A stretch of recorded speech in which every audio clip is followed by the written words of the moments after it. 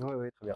Alors, quel a été le point de départ de la création de votre maison d'édition? Pourquoi vous avez créé cette maison? Bon, ça c'est une question compliquée. D'accord. On a créé Love en 2015 avec Aurélien Blanchard. On est toujours deux depuis le départ. Et je dirais que ce qui est compliqué, je trouve, c'est la question du pourquoi. Parce que il y a beaucoup de maisons d'édition qui font un travail remarquable, etc. Donc il ne s'agit pas forcément de combler un vide. Du coup, c'est ce qui est un peu absurde dans la maison d'édition, c'est que ça vient pas, comme souvent quand on monte une structure, une entreprise, je veux dire, correspondre forcément à une logique économique avec une attente d'un marché, etc. Non. Nous, on l'a monté plus du coup, j'imagine comme beaucoup d'éditeurs, en partant d'un désir, le désir de publier des livres qui nous plaisaient, des fictions, enfin exclusivement en fait de la fiction, et l'envie de faire avec de la fiction ce qu'on voyait peut-être déjà présent dans des essais ou dans des récits documentaires, c'est-à-dire se servir de la fiction comme un moyen pour changer un peu le rapport qu'on avait sur le réel, voire un peu en contrebande, faire en quelque sorte des fictions politiques. C'est-à-dire comment on peut, à partir d'une fiction, réfléchir, ou en tout cas troubler suffisamment le rapport qu'on a au réel pour que ça nous amène à réfléchir à telle ou telle question. Alors, pour par exemple Gabriela Cabasson-Camara, qu'on publie, forcément, ça va être des thématiques qui sont liées plus à l'écologie, au féminisme, voilà. Mais sans passer par l'essai, voilà, sans passer par la réflexion. L'idée, c'était vraiment une fiction qui s'appuie sur une langue sensible, sur un rapport sensible au réel. Oui, on en reçoit, je dirais, en moyenne 5 par jour. Et ce depuis pas mal d'années. Alors même qu'on est tout petit, qu'on est très peu connu. Tout petit, c'est relatif, je dirais, on est tout petit parce qu'on publie 7 livres par an à peu près. Ouais, 7 romans par an. Et qu'on est deux, et que dans le monde de l'édition actuelle, en fait, on représente absolument rien du tout. Après, on n'est pas si petit que ça dans le sens où on est quand même identifié, on a déjà eu des prix, etc. Donc, c'est à relativiser. Mais disons que dans le marché du livre, on est vraiment tout petit en termes de vente. Et pourtant, effectivement, on reçoit, oui, je dirais en moyenne, 5 livres, 5 manuscrits par jour. Et mauvaise nouvelle, sur ces, si vous faites, je vous laisse faire le calcul, 365 jours par an. On en retient en général un. Oui, souvent un nouvel auteur ou une nouvelle autrice. Alors, c'est pas une histoire de... on n'est pas spécialisé dans la jeunesse. On va pas chercher forcément un auteur, enfin le premier roman d'un jeune auteur ou d'une jeune autrice, mais il se trouve quand même que, vu ce qu'on fait, vu le rapport qu'on a à la langue, vu le rapport qu'on veut créer par rapport aux contemporains, par rapport à des sujets contemporains et à je dirais un imaginaire contemporain, il se trouve que souvent, ce sont des premiers romans. Et en plus, je dirais, moi je suis très animé par l'idée d'accompagner un auteur sur une œuvre, le fait qu'on n'est pas sur un co-éditorial, mais qu'on est sur un travail de long terme. On va accompagner l'auteur ou l'autrice pendant plusieurs livres. Sinon, pour moi, ça n'a aucun intérêt. Enfin, je veux dire, les gros éditeurs sont là pour ça, l'espèce de mercato où on change, ça existe et c'est très bien. Mais disons que c'est pas, moi, c'est pas ma place ni mon rôle entre guillemets, ni celui de l'ogre. Et d'une certaine manière, je trouve qu'il y a dans le premier roman une promesse qui moi me séduit énormément, une fragilité aussi qui me touche beaucoup, parce que on est souvent, on accompagne un auteur en sachant que son premier roman c'est qu'une étape et que c'est pas forcément le livre le plus abouti qu'il fera, c'est une promesse. Moi cette promesse, je trouve ça toujours très touchant et ça me surtout que ce qui me motive aussi, c'est que je dirais que le catalogue de l'ogre, c'est un catalogue qui est assez rhizomatique. Au sens où on ne déploie pas, comme par exemple, vous prenez Gary Mester, il s'est construit sur la littérature des grands espaces, le nature writing, etc. Nous, on n'a pas ça. On n'a pas cette espèce de ligne éditoriale thématique extrêmement visible. La ligne éditoriale de l'ogre, c'est la langue, et c'est le rapport que la langue provoque au réel, on va dire. Mais du coup, chaque livre qu'on va accepter est souvent un livre qui ouvre un nouveau champ, qui emmène le catalogue dans une nouvelle direction. Et pour cette raison, souvent, ce sont des nouveaux auteurs ou des nouvelles autrices. La deuxième raison, c'est aussi que quand un éditeur, gros ou petit ou moyen, a déjà défendu le travail d'un auteur, c'est difficile pour nous d'arriver derrière. Alors, on peut le faire de manière exceptionnelle quand un livre, un projet est très différent. Là, ça peut justifier. Mais sinon, j'ai toujours le sentiment que ce sera difficile de faire mieux que ce qu'a déjà fait l'éditeur ou l'éditrice précédemment. Et pour une petite maison, pour l'édition, il faut savoir qu'avant 10 ans, c'est comme si on n'existait pas. C'est à chaque fois un investissement extrêmement lourd de défendre un auteur. Donc d'une certaine manière, on a envie de construire un sillon en accompagnant un auteur, mais aussi c'est une forme de rentabilité entre guillemets, c'est-à-dire qu'on travaille un premier roman, un deuxième roman, un troisième roman, et on grandit avec lui ou avec elle. Et je pense que pour nous, ce sont des bases plus solides que si on venait prendre un auteur ou une autrice un peu plus connu peut-être, on aurait l'impression que ça servirait notre catalogue, mais au final ce serait pour un livre, et donc c'est un investissement, ça mobilise beaucoup d'énergie, beaucoup de temps, juste pour un one-shot entre guillemets. Oui, en général, le travail éditorial en moyenne à l'Ogre, c'est à peu près 1 an et demi, en moyenne. C'est très rare. Ce n'est arrivé en réalité qu'une seule fois sur un premier roman, où il y a eu un travail juste de quelques mois. En général, on reçoit un projet qui nous séduit avant tout par la langue, et donc par ces qualités presque subjectives de cette langue produit quelque chose en moi d'extrêmement fort, et j'ai envie de travailler avec cet auteur, cette autrice. Mais souvent, le texte, c'est pas qu'il n'est pas abouti, c'est juste que mon travail, c'est d'amener l'auteur et le texte le plus loin possible.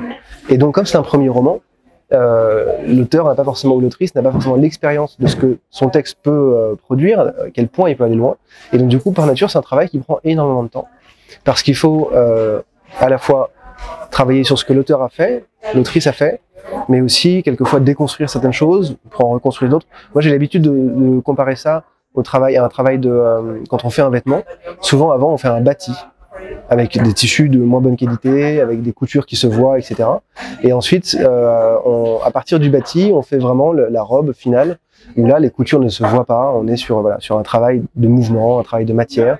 Et pour moi, c'est exactement comme ça que je travaille les textes avec les auteurs. Donc c'est un travail qui me prend beaucoup de temps, c'est arrivé que ça prenne 5 ans, enfin, c'est vraiment, mais c'est pas du tout nous qui sommes dans une espèce de folie de travail, hein. C'est la discussion avec l'auteur ou l'autrice demande ce temps-là. Et il se peut même qu'on n'ait pas de retour pendant 6 mois, parce que l'auteur ou l'autrice va travailler son texte dans son coin, réfléchir, changer complètement de projet parce qu'il se rend compte qu'il est arrivé à un point, de blocage sur le texte, etc. Il y a cette liberté-là, elle est très importante. Pour moi, j'ai toujours considéré que l'édition, une maison d'édition, c'est un espace, c'est un lieu qui accueille un auteur ou une autrice pour que sa langue puisse se déployer. Voilà. Nous, on n'est pas là pour censurer ou corriger, in fine peut-être, mais en tout cas, on est surtout là pour accompagner l'auteur ou l'autrice dans ce qu'elle veut faire. Bien sûr, tout de suite. En fait, enfin tout le temps. En fait, disons que c'est normal. Je veux dire, on rentre, on se plonge dans l'intimité d'un texte, dans sa construction, dans ses qualités, ses défauts, etc. Et en fait, systématiquement, il y a une opposition. La question, elle est de savoir si cette opposition, elle est émotionnelle, personnelle, si elle est technique, si elle est c'est dans du projet, etc. Moi, j'ai l'habitude de dire, quand j'accepte un texte, je suis presque prêt à le publier en l'état. Mon travail, c'est juste d'accompagner l'auteur dans la prise de conscience du fait que son texte peut être amélioré. Ça m'est arrivé comme ça, par exemple, on a publié un auteur qui s'appelle Maurice Morier, qui avait déjà pas mal publié avant, qui était critique littéraire, etc., et qui est arrivé en nous disant, je vous préviens, je n'ai jamais retouché une ligne de mon texte. Et c'est sans provocation, hein, on lui a dit, bon, bah, on va travailler et on verra. Et en fait, in fine, il est revenu me voir en disant, bon, bah, j'ai corrigé, et j'avais jamais été relu comme ça. Donc voilà, en fait, l'idée, c'est que l'opposition, elle est naturelle, elle est normale, elle est humaine, que ce soit parce qu'on a passé beaucoup de temps sur un texte et que c'est violent, en fait, le retour d'un visiteur qui vous dit que telle phrase, ça va pas, telle structure, ça va pas, ou même, parce que les qualités s'oublient, évidemment, on retient que ce qui ne va pas. Donc c'est très violent, donc l'opposition est naturelle. Le travail, c'est de pas en faire un point de fixation et de voir l'équilibre qu'on peut trouver. Mais par contre, ça nous arrive aussi de publier des textes dont nous, on sait, et on le dit à l'auteur, que c'est pas allé forcément aussi loin que ça aurait pu, mais que c'est pas grave, c'est une question d'équilibre, et qu'on n'est pas là pour que ce texte-là soit le coup incroyable de l'auteur. On est là pour qu'il construise son œuvre, et que peut-être ce texte-là lui servira à publier un autre texte qui lui sera plus abouti. Et en même temps, l'aboutissement, on pourra en parler, c'est aussi une notion qui est très relative, et que, encore une fois, en tant qu'éditeur, je suis pas là pour dire si un texte est abouti ou pas. Je suis juste là pour dire que moi, je veux le publier, et je veux le défendre, et pourquoi je veux le défendre. C'est jamais une position de censure en disant ce texte est bien, ou ce texte n'est pas bien, abouti ou pas abouti. Il y a des moments magiques. Et c'est amusant, parce que, comme je vous disais, comme on grandit avec des auteurs, là, les auteurs qu'on a accueillis depuis le départ, aujourd'hui publient leur 3e roman, par exemple. Et là, il y a quelque chose qui se passe. C'est arrivé à plusieurs reprises, notamment aux 2 rentrées dernières. Il y a un truc qui se passe et on sait que le bon équilibre est là. Et que ça, on ne sait pas pourquoi, c'est mystérieux en fait. Hein. C'est évidemment le travail de l'auteur. et tout aussi le travail, des discussions qu'on a ensemble, voilà, d'accompagner encore plus loin ce geste-là de l'auteur. Mais tout d'un coup, ça arrive et c'est extrêmement équilibré, à notre sens extrêmement abouti, et on a vraiment le sentiment que c'est pas qu'il pourra pas aller plus loin, c'est juste que là, il a touché quelque chose qui est vraiment l'ADN de ce qu'il va faire probablement, ou elle va faire probablement pour la suite. Ça, c'est extrêmement réjouissant. On peut faire une blague là-dessus, hein. On peut dire que le premier roman, c'est là où on veut tout mettre. Le deuxième roman, c'est là où on écrit en opposition. Et le troisième, c'est là où on écrit son roman le plus personnel. Oui, voilà, ça dépend ce que vous avez formation. Le premier enseignement que tire l'auteur, c'est tout d'un coup, il a des lecteurs et des retours de lecture. Alors, qui sont professionnels, des libraires et des journalistes, mais aussi de chacun des lecteurs qu'il va rencontrer ou elle va rencontrer en salon, en librairie, etc. Et ça, je pense que c'est beaucoup plus impactant, voir son livre publié, le voir exister avec ses critiques, ses louanges, etc., que tout le travail éditorial qu'on pourra faire. Et ensuite, il y a évidemment comment dire, une espèce de oui, c'est sûr qu'à force de travailler, il y a une confiance, il y a une compréhension aussi de ce qu'on dit, tout simplement, parce qu'en fait, on parle de relations humaines, de relations qui sont souvent très affectivées, non pas, on va dire, avec des émotions, on peut devenir amis, mais quand je dis affectivé, c'est qu'on rentre réellement dans l'intimité des textes, et les auteurs rentrent dans l'intimité de l'édition. Donc, il faut apprendre à parler ensemble. C'est tout d'un coup, au prétexte qu'on aurait signé un contrat, ou on devrait s'entendre parfaitement et comprendre parfaitement les attentes réciproques des uns et des autres. Non, ça prend du temps. Et je pense que c'est ça aussi l'apprentissage. C'est pas, je dirais que je veux pas non plus mettre l'auteur dans une position qui serait celle de, à mesure que j'écris, j'apprends. Parce qu'en réalité, ce sont souvent des personnes qui écrivent depuis vraiment de nombreuses années. Donc c'est probablement la confrontation multiple qui aide. Et ce mécanisme qui est quand même assez naturel de, quand on écrit un premier roman, évidemment, on veut tout mettre de soi. Comme une espèce de truc absolu, ça bouillonne, on a contenu voilà, des milliers de lectures, des milliers d'essais, et là tout d'un coup ça arrive, on veut que tout y soit. C'est évident que ça existe. Après, sur le deuxième roman, c'est souvent un exercice extrêmement difficile parce que on l'a écrit souvent après la publication du premier. Donc on l'écrit avec les retours. Et souvent, j'encourage les auteurs à commencer leur premier roman leur deuxième roman pardon, avant la publication. Mais c'est pas forcément possible parce que les rythmes d'écriture sont propres à chacun. Et c'est vrai que le deuxième roman, il a ça vraiment, il a d'ingrat, c'est que à la fois il n'y a pas cette attente du premier roman. Il faut savoir qu'un premier roman en rentrée littéraire, par exemple, il y en a une cinquantaine, une soixantaine. Donc il y a vraiment une visibilité, une attente de la part des lecteurs, des professionnels, etc. que le deuxième roman n'a pas du tout rencontré. Donc du coup, il y a une vraie frustration qui peut naître de ça. Et du coup, dans le meilleur des cas, ça entraîne un troisième roman qui est un peu détaché de questions, on va dire, c'est pas d'ego, mais de questions de réception. Où là, l'auteur ou l'autrice va vraiment, à la fois il y a l'expérience, mais vraiment construire quelque chose qui lui est très propre, très proche. Et c'est vrai que chez nous, en tout cas, ça correspond souvent à des romans les plus personnels. La première erreur, c'est que les gens ne lisent pas les catalogues des éditeurs, souvent. Le catalogue des éditeurs. Voilà. Alors, on a mis une espèce de description de notre catalogue, de ce qu'on faisait, etc. Mais là aussi, c'est trompeur parce que les auteurs, autrices réagissent par mots-clés. Ils voient perturbation ou fantastique, hop, ils se disent qu'on est une maison d'édition de science-fiction. Ou au contraire, ils voient un mot qui appartient au polar et ils pensent ça. Ou il suffit qu'on publie un truc qui ressemble vaguement à un polar pour qu'on reçoive des polars pendant 1 an. Là, par exemple, on a publié une espèce de fiction de terrain, plutôt un récit documentaire de terrain sur l'exil. Et voilà, on a reçu plein de textes de personnes qui écrivaient des fictions sur l'exil. Sauf qu'en fait, c'est profondément antinomique avec le projet politique de l'œuvre, parce que, et ça, ils se rendent pas forcément compte parce qu'ils ne lisent pas le catalogue. Ils pensent que lire la description suffit. Et pourtant, nous, on met, pour chaque livre, on met vraiment 30 pages d'extraits pour que justement, les personnes qui veulent nous envoyer un manuscrit puissent comprendre, sentir ce qui nous anime, quoi. Voilà. Sachant qu'encore une fois, on parle de langue. Donc, souvent, les gens me demandaient si tel sujet m'intéresse. Je m'en fous, parlez-moi d'une porte. Hein. Enfin, moi, ce qui m'intéresse, c'est la langue. Et le sujet, c'est presque annexe, en fait. C'est derrière, si la langue est là et qu'elle est, connectée avec le sujet, si elle est adaptée au sujet, ça ira. Ça, c'est la deuxième erreur, la plus importante. C'est souvent des auteurs ou autrices qui vont nous envoyer un texte, mettons, qui parle de violence, et ils vont employer une écriture qui n'a rien à voir avec le sujet du livre. Voilà.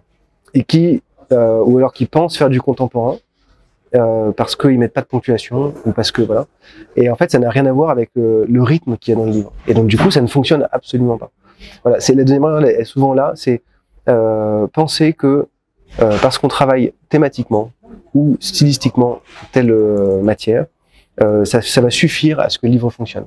C'est une alchimie qui est infiniment plus complexe que ça, et qu'il faut penser dès le départ. C'est si on veut le rythme, quand je parle de rythme, c'est à la fois dans la phrase, dans les paragraphes, et le rythme narratif global joue fortement sur la thématique, sur l'histoire, et inversement. Et il faut que ça corresponde, sinon ça ne fonctionne pas.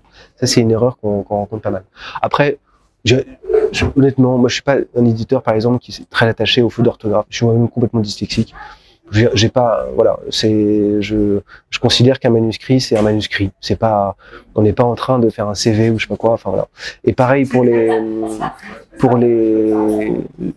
argumentaires, mais les présentations. Moi, le premier roman que j'ai accepté et qui restera, le premier roman que j'ai accepté et qui restera probablement un de mes plus beaux souvenirs d'édition. Dans mon souvenir, je crois que l'auteur a juste mis une phrase genre voilà, je pense que ça peut vous plaire, point barre, et c'est tout. Qu'il faut un peu comment dire, déconstruire la relation auteur-éditeur, et surtout quand elle n'existe pas, c'est-à-dire quand on est avant cette relation-là, pour deux raisons. D'une part, parce que ça enlève de la pression. Je veux dire, on est à une période numérique. Moi, je veux surtout pas recevoir de manuscrits papier, parce que j'ai un bureau qui fait 20 mètres carrés, et enfin voilà. Et puis surtout, je lis la nuit dans mon lit, enfin voilà, dans un café ou j'en sais rien, et je veux pas me travailler avec des manuscrits. Et qu'ensuite, ça coûte un bras. Donc, on est dans un moment numérique, donc il y a une liberté d'envoi de PDF. Donc en gros, moi je dirais profitez de cette liberté pour prendre des risques, envoyer à des éditeurs qui vous plaisent vraiment, parce que vous lisez leur catalogue, etc. Ça vous coûtera pas grand-chose. Et ne soyez pas, enfin, comment dire, ne vous faites pas trop d'illusions. On n'est pas là non plus pour vous dire si le texte est bien ou pas, parce que je sais pas ce que les auteurs pensent, mais parce qu'il y a aussi beaucoup d'histoires qui circulent à propos de ça. Il faut comprendre que quand on est une petite maison d'édition comme la nôtre, donc on est deux, on va dire, en équivalent de temps de travail, moi je fais à peu près alors évidemment on se rémunère pas, hein, sur ce qu'on, enfin une maison d'édition avant 10 ans il n'y a pas d'argent qui sort, enfin, c'est voilà, donc on travaille tous les deux à côté. Aurélien, mon associé, travaille à mi-temps, moi je travaille à plein temps. On va dire que moi je travaille facilement 80 heures par semaine si on cumule le temps de l'ogre plus le temps de travail pour bouffer, quoi. Donc on fait le travail à peu près de 5 personnes dans un service à peu près normal. Donc Gallimard a les moyens d'avoir des lecteurs qui vont faire des fiches de lecture, alors non pas sur tous les manuscrits reçus, mais on va dire sur peut-être 10% des manuscrits reçus. Il y a un système de lecture qui fait qu'il y a une organisation, qui fait qu'il y a une grosse partie des manuscrits reçus qui sont lus. Un éditeur comme nous ne peut pas lire tous les manuscrits. Enfin, je veux dire, il faudrait y consacrer une activité principale, un plein temps, quoi. Et encore, ce ne serait pas suffisant pour tout lire. Donc on a des méthodes de lecture qui nous permettent de trier. Ce à quoi moi j'essaie de m'engager, c'est répondre à tout le monde dans un temps raisonnable sur oui ou non. Mais souvent, quand on répond non, les auteurs ou autrices demandent pourquoi. Ou genre, est-ce que mon texte est bien? Sans se rendre compte que ça impliquerait qu'on ait lu le livre en entier. Et qu'on ait, en plus, enfin, moi je suis pas là pour dire pourquoi un livre est bien ou pas bien. Encore une fois, je l'ai dit déjà, mais moi je suis là pour porter un livre qui me plaît, mais pas pour le juger. Voilà. Grosso modo, moi, pour être honnête, vu ce qu'on fait, encore une fois, je suis pas Gallimard, je publie pas des milliers de livres par an, j'en publie 7 par an. Et dans ces 7, je fais vivre mon catalogue. Donc, il y a un nouvel entrant par an, ou une nouvelle entrante par an, en français. Et en général, un ou une en langue étrangère. Donc, autant vous dire que je sais immédiatement si un livre me plaît ou pas. Il y a un niveau de proximité que je recherche, que ça saisit ou ça ne saisit pas. Et c'est pour ça que je suis pas là pour juger. C'est qu'en fait, je suis pas du tout dans une position est-ce que c'est bien ou pas. C'est est-ce que tout d'un coup, ça jaillit ou est-ce que ça ne jaillit pas. Voilà. C'est un peu romantique, on pourrait penser que c'est un peu romantique, mais en réalité c'est ça. Tous les manuscrits qu'on a publiés, c'est des manuscrits où moi je les lis quand je les reçois.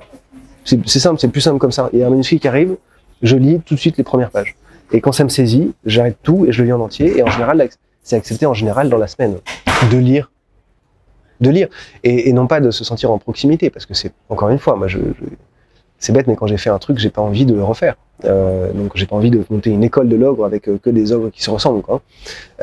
Mais de lire parce que manifestement, et c'est ce que nous disent les libraires ou les auteurs, etc., il y a une ligne éditoriale, il y a une sensibilité liée à la langue qui fait que immédiatement ils s'y reconnaîtront ou non. Et ça, c'est déjà un excellent signe, je veux dire.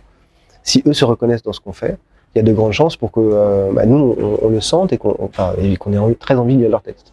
C'est vraiment je dirais le seul conseil, parce que sinon tout le reste, c'est leur histoire. Enfin, je veux dire, moi j'ai pas de conseil formel ou quoi que ce soit à leur donner, quoi. Alors oui, c'est intéressant parce que tout ce qui amène des gens à écrire est passionnant, comme des gens à lire. Donc moi, toute initiative à n'importe quel âge qui permettrait d'accompagner des personnes dans l'écriture, moi je trouve ça fascinant et hyper important. Maintenant, en tant qu'éditeur, j'ai une position un peu différente. Quand j'ai été juré d'un certain nombre de masters de création littéraire, par exemple, donc j'ai été amené à travailler avec des personnes qui ont écrit plusieurs textes dans le cadre de ces masters, et également avec l'équipe enseignante, du coup un peu à comprendre comment ça fonctionnait. J'ai collaboré aussi un peu en recevant des manuscrits, d'ateliers d'écriture, plus ou moins privés, plus ou moins professionnels, etc. C'est évident, pour les raisons que je vous disais au départ, qui sont vraiment liées à l'ADN de l'ogre, qu'en général, ça ne va pas coller. Parce que, comment dire, c'est un travail, parce que l'atelier d'écriture, le master, etc., c'est un exercice. Et c'est pas forcément un exercice de style, hein. Je veux pas dire que tous les textes qui sortent de là sont des exercices de style, mais en tant que travail, on est souvent loin parce que en fait, ça va recueillir la vie, la censure ou au contraire les éloges, etc. de plein de personnes différentes qui ne sont pas des éditeurs. Et ça ne veut pas dire qu'ils sont d'une qualité moindre, donc ça veut dire que la position d'éditeur, il faut bien voir qu'elle est très singulière. C'est je vais décider d'investir de l'argent, du temps sur ce texte parce que j'y crois et que je veux le défendre. C'est une décision qui est extrêmement, mais vraiment éloignée de la position du lecteur qui est j'aime ce texte ou je n'aime pas. Et c'est vrai que dans le cadre d'un master, dans le cadre d'un atelier, on est dans une position qui est plus proche de c'est pas j'aime pas, mais ça fonctionne ou ça fonctionne pas, de comment on pourrait faire pour que ça marche de cette manière-là, etc. Qui se rapprocherait peut-être d'une démarche éditoriale, mais sans l'issue de la publication. Et ça change tout, parce que du coup, la forme que prend le texte est souvent un consensus. Et je crois qu'il n'y a rien de plus éloigné que du projet éditorial que le consensus. Moi, je crois qu'un roman qu'on publie, c'est pas un consensus, c'est quelque chose de radical. Et la radicalité est souvent moins acceptée dans ce genre de contexte. Mais bon, moi je suis pas enseignant, et je sais pas du tout, j'imagine qu'il y a d'autres endroits il y a plein d'endroits où c'est accepté et encouragé. Mais en France, en tout cas, ce dont j'ai été témoin, c'est pas une expérience de la radicalité. Et je dis pas que c'est dommage, parce qu'en fait, ça permet à plein de gens d'écrire, comme ça permet à plein de gens de lire. Vous savez, on parle de littérature, mais la littérature, c'est un truc extrêmement vaste qui recouvre les dimensions les plus populaires, les plus commerciales, les plus caricaturales, aux trucs les plus expérimentaux, illisibles, etc. Et tout ça doit exister, cette diversité doit exister parce qu'elle correspond à une diversité d'auteurs, d'autrices et de lecteurs et de lectrices. Ça, il en va de même pour les ateliers d'écriture. Je veux dire, écrire, c'est pas forcément pour être publié. Écrire, c'est pas forcément pour révolutionner la littérature. Je veux dire, il faut aussi on a une culture littéraire en France où on a toujours cette espèce de poids d'un truc très important, un truc littéraire, très intelligent, etc. Non, l'écriture, ça peut être émancipateur, ça peut être libérateur, ça peut être juste discuter avec soi, ça peut être discuter avec les autres. Je veux dire, c'est infiniment plus riche que ça et je pense qu'encore une fois, tout ce qui peut l'encourager et l'encadrer et l'accompagner, l'aider, etc. est super, quoi.